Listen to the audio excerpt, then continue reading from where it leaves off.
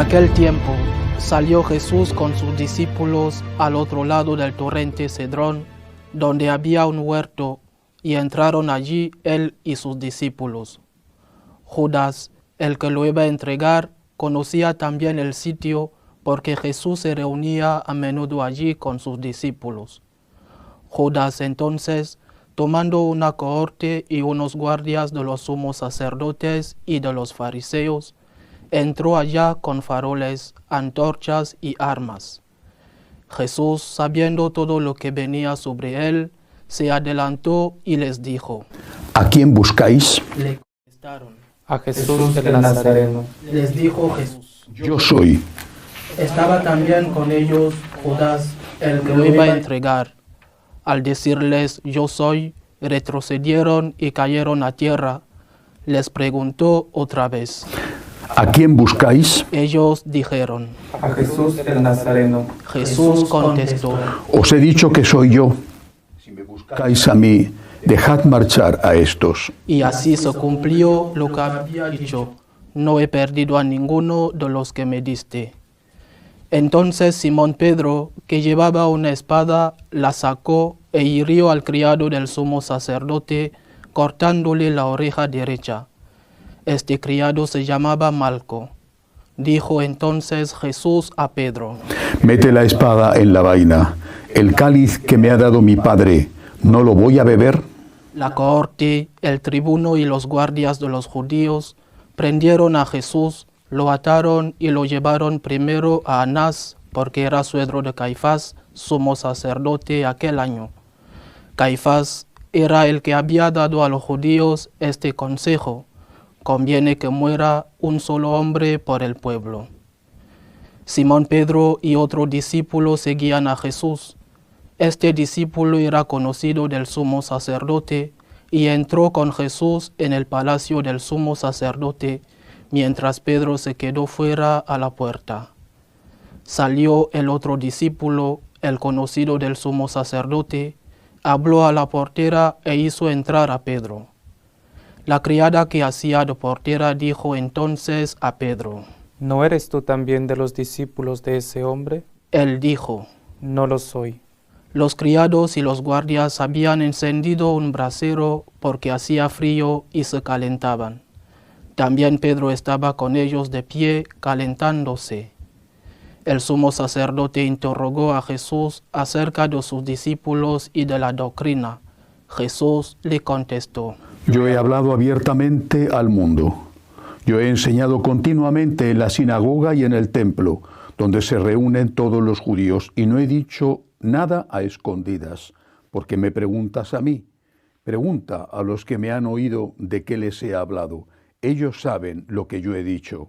Apenas dijo esto, uno de los guardias que estaba allí le dio una bofetada a Jesús, diciendo: ¿Así contestas al sumo sacerdote? Jesús respondió: Si he faltado al hablar, muestra en que he faltado.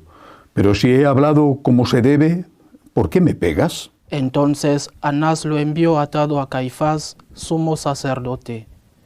Simón Pedro estaba en pie calentándose y le dijeron: ¿No eres tú también de sus discípulos? Él lo negó diciendo: No lo soy. Uno de los criados del sumo sacerdote, pariente de aquel a quien Pedro le cortó la oreja, le dijo: ¿No te he visto yo con él en el huerto? Pedro volvió a negar y enseguida cantó un gallo. Llevaron a Jesús de casa de Caifás al pretorio. Era el amanecer y ellos no entraron en el pretorio para no incurrir en impureza y poder así comer la Pascua.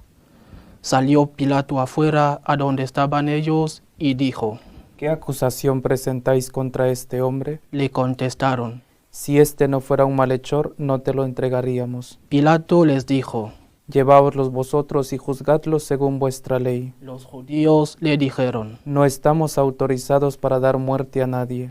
Y así se cumplió lo que había dicho Jesús, indicando de qué muerte iba a morir.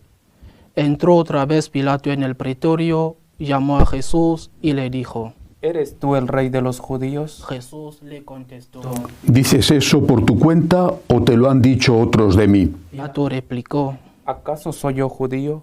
Tu gente y los sumos sacerdotes te han entregado a mí, ¿qué has hecho? Jesús le contestó: Mi reino no es de este mundo. Si mi reino fuera de este mundo, mi guardia habría luchado para que no cayera en manos de los judíos. Pero mi reino no es de aquí. Pilato le dijo. Entonces, ¿tú eres rey? Jesús le contestó: Tú lo dices. Soy rey. Yo para esto he nacido y para esto he venido al mundo, para dar testimonio de la verdad. Todo el que es de la verdad, escucha mi voz. Pilato le dijo. ¿Y qué es la verdad? Dicho esto, salió otra vez a donde estaban los judíos y les dijo: Yo no encuentro en él ninguna culpa. Es costumbre entre vosotros que por Pascua pongo a uno en libertad. ¿Queréis que os suelte al rey de los judíos? Volvieron a gritar. A ese no, a Barrabás. El tal Barrabás era un bandido. Entonces Pilato tomó a Jesús y lo mandó a azotar, y los soldados trenzaron una corona de espinas, se la pusieron en la cabeza y le echaron por encima un manto color púrpura, y acercándose a él le decían: Salve, rey de los judíos. y le daban bofetadas. Pilato salió otra vez afuera y les dijo: Mirad, os lo saco afuera para que sepáis que no encuentro en él ninguna culpa. Y salió Jesús afuera, llevando la corona de espinas y el manto color púrpura. Pilato les dijo. Aquí lo tenéis.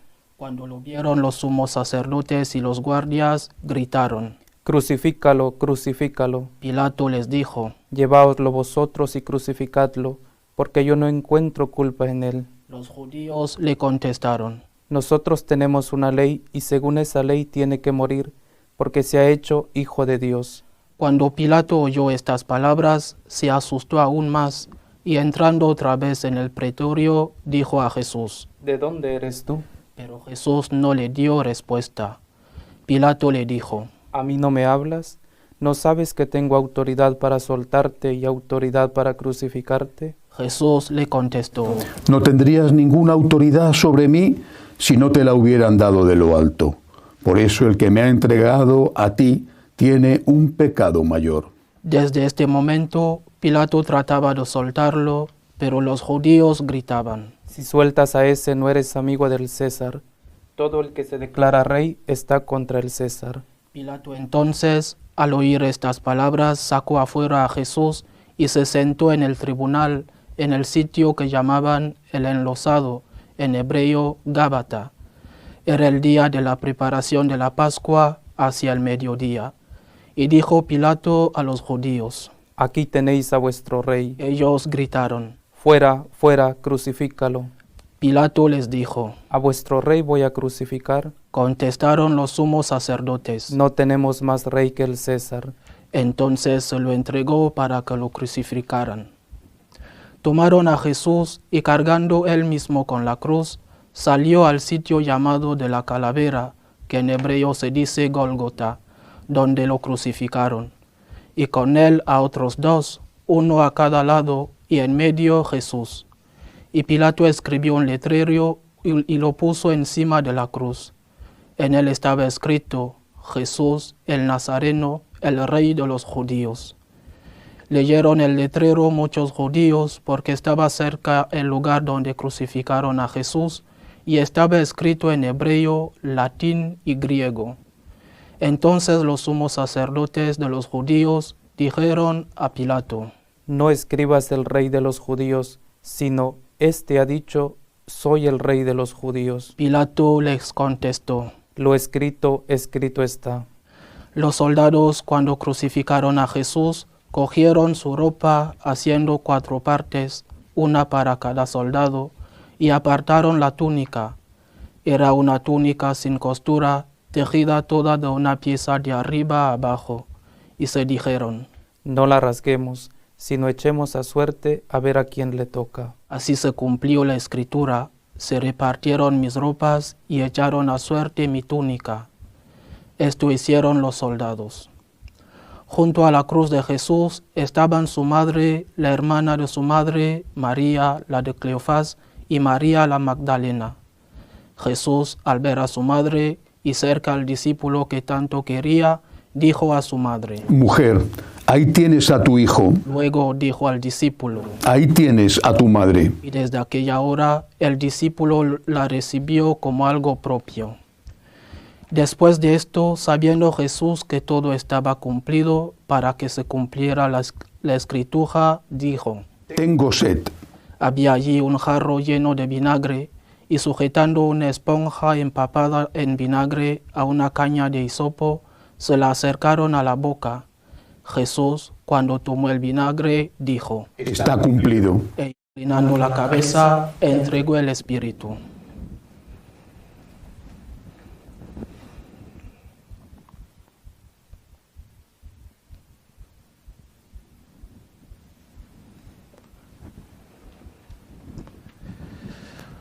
Los judíos entonces, como era el día de la preparación, para que no se quedaran los cuerpos en la cruz el sábado, porque aquel sábado era un día solemne, pidieron a Pilato que les quebraran las piernas y que los quitaran.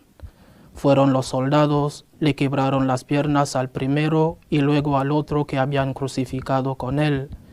Pero al llegar a Jesús, viendo que ya había muerto, no le quebraron las piernas, sino que uno de los soldados con la lanza le traspasó el costado y al punto salió sangre y agua.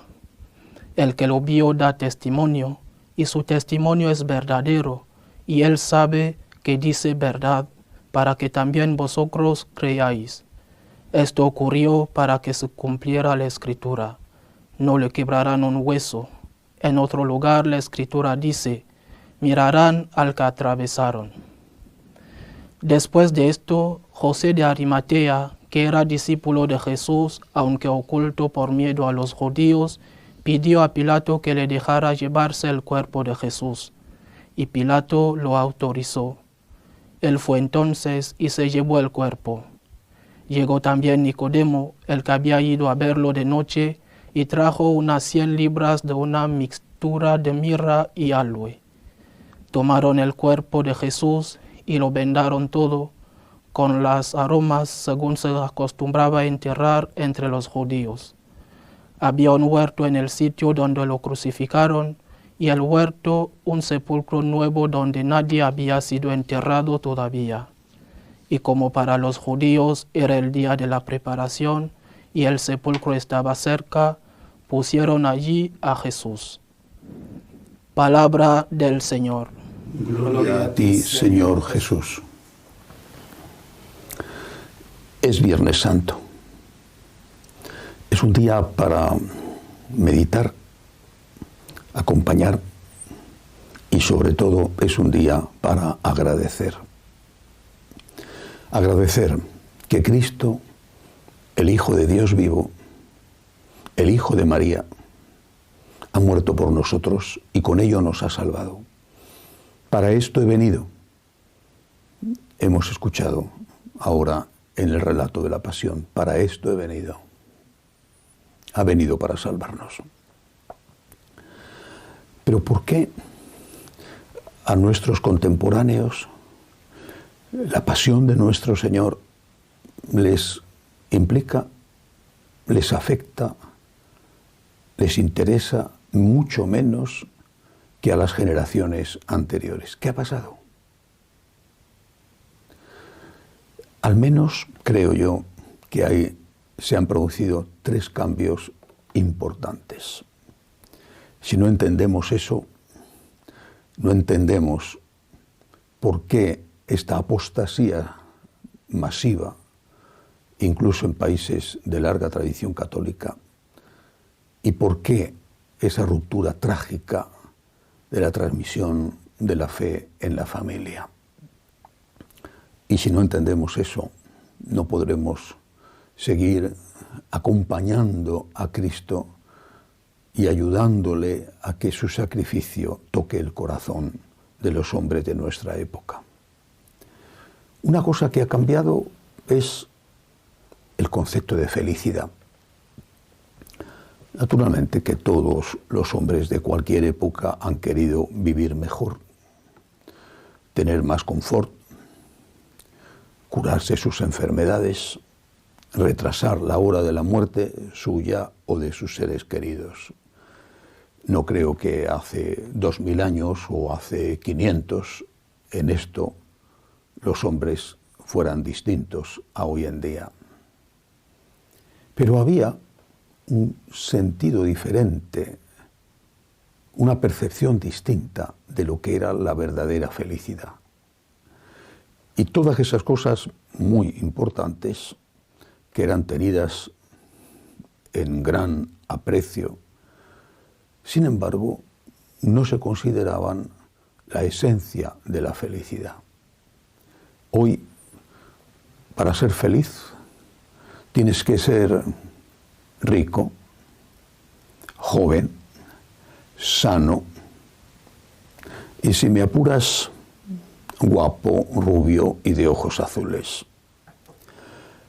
Hay unos estándares de felicidad a los cuales casi nadie llega, y entonces la inmensa mayoría se siente frustrada porque no consigue llegar a esos niveles que se consideran los imprescindibles para ser felices. La inmensa mayoría se pasa la vida buscando tener algo más, y cuando lo consigue, si es que lo consigue, empieza a soñar con tener algo nuevo más, y así hasta que se le acaba la vida. El hombre de hoy está profundísimamente materializado, es profundamente materialista. Creo que hay que entender esto para entender el por qué no se aprecia como debe de hacerse la muerte de nuestro Señor en la cruz. Si alguien te dice o le dice al hombre de hoy, fíjate cuánto te ama Dios, que ha muerto por ti, primero se va a encontrar con que seguramente no tiene fe, pero si la tuviera diría, ¿y a mí qué me importa? ¿A mí qué me importa? ¿Qué gano yo?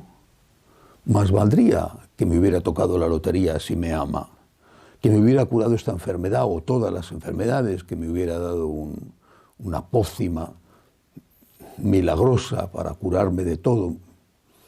Dios me ama, ¿y a mí qué me importa? Lo que me importa es que ame fulanita, que me ame menganito. Eso es lo que me importa. Si Dios me ama, pues que me haga rico, famoso, que me haga todo eso que se considera lo imprescindible para ser feliz. Este es un cambio tan radical en el hombre que a la inmensa mayoría les cuesta y les resulta prácticamente imposible valorar lo que ha hecho Jesucristo. Ha muerto, según ellos, para nada. Si hubiera muerto para darnos a cada uno $1.000.000 o €1.000.000, posiblemente se valoraría muchísimo más su sacrificio. Segunda cosa que ha cambiado. Ha cambiado el sentido del pecado. Antes, pecadores ha habido siempre, pero antes el que cometía un crimen sabía que era un criminal. El que robaba sabía que era un ladrón. Seguían robando y seguían cometiendo crímenes, lo ha habido siempre. Pero sabía que era un criminal y que era un ladrón. Hoy en día, el pecado es no tener éxito, no tener dinero. Eso es el pecado. ¿Cómo se llega al éxito o cómo se llega a tener el dinero? Como mucho, se intenta hacer que las cosas sean legales. Es decir, llegar a ese objetivo, pero sin que te descubran o sin que te suponga pagar un precio porque has cometido un delito. El pecado no es robar, matar, mentir, engañar a la esposa o al marido, matar a un niño en el vientre de su madre, dejar a un anciano abandonado a su suerte, hacer una guerra. El pecado es no tener dinero. Eso es el pecado. No ser rico, no ser famoso, no ser joven. Ese es el problema. Y por eso cuando decimos Cristo ha venido a perdonar tus pecados, la respuesta es la absoluta indiferencia o incluso el desprecio. ¿Mis pecados? Pero si yo no tengo pecados, si el pecado no existe en este relativismo total en el que ya nos encontramos, el pecado ya no tiene más lugar. El único pecado es no haber conseguido esas metas que se consideran imprescindibles para ser felices. Nos proponen todos los días, sobre todo a través de las películas, de las novelas, nos proponen todos los días unos estándares de felicidad que se considera una desgracia, un pecado, no lograrlos, aunque prácticamente nadie los logra. Y los que salen en la televisión como si los hubieran logrado son simplemente actores. En su vida real tampoco ellos lo han logrado. ¿Cristo me perdona mis pecados? Pero si yo no tengo pecados. ¿Cristo me perdona mis pecados? ¿Y a mí qué me importa? Que me haga rico, eso me importa. Pero quizá el cambio mayor, el que provoca los otros dos cambios anteriores, esté en que el hombre contemporáneo ya no cree en la vida eterna. Todo se reduce a un aquí y ahora. Es lo único que me importa. Aquí y ahora, no hay nada más. Pero incluso esto, después de tantos años en que no hemos hablado los sacerdotes lo suficiente y a veces nunca de la existencia de la vida eterna, esto incluso para los católicos practicantes no es algo que marca tu vida. No es algo que la condiciona, no es algo que le dé sentido. El enfermo es un desgraciado, porque no llega a los niveles que se consideran imprescindibles para ser felices. Su vida no merece ser vivida y no tiene sentido. Hay que provocar su muerte o hacer que él mismo la pida. No tiene, así se dice, calidad de vida. Y como no hay nada más, como todo es aquí y ahora, como todo es presente porque el futuro es incierto, se intenta gozar de ese presente como si después del presente ya no tuviéramos oportunidad de seguir gozando. Esa es la gran tragedia de nuestra época. No hay vida eterna para la mayoría. Por supuesto que existe, pero para la mayoría no hay vida eterna. Todo es aquí y ahora. Por eso, si te dicen, Jesús ha muerto por ti para abrirte las puertas del cielo, contestan, ¿el cielo? Eso es un cuento, es una leyenda, eso es un invento para ayudar al hombre a tragarse la píldora de la muerte. Pero al final la píldora de la muerte, por lo menos para muchos y cada vez para más, la píldora de la muerte es preferible antes que vivir con una enfermedad, ser anciano o no tener dinero. Es preferible la muerte a no tener calidad de vida. Ese es el origen de la eutanasia, del suicidio pedido voluntariamente. ¿Qué tenemos que hacer? ¿Qué tengo que hacer? Volver a contemplar al crucificado. Volverlo a contemplar con los ojos con que lo miró su madre, la Santísima Virgen, con que lo miró San Juan, que estaba allí al pie de la cruz, o María Magdalena. Volver a contemplar al crucificado con los ojos con que no lo vieron físicamente, pero sí espiritualmente, San Pablo, San Agustín, San Francisco, Santa Teresa, San Ignacio y tantos y tantos. Personas que han enfermado, que han tenido problemas, que han muerto. Personas a las que se les murieron sus seres queridos. personas que han soportado el martirio o el martirio en vida, por ejemplo, de las enfermedades, personas que han padecido persecución, personas que han sufrido una guerra, con todo lo que eso significa. Pero esas personas que nos han precedido han encontrado en la cruz de Cristo el sentido a todo. Han entendido, han experimentado que sentirse amado por Dios es más importante que tener $1.000.000. No es un desprecio al $1.000.000, sino es un desprecio a vivir con más confort.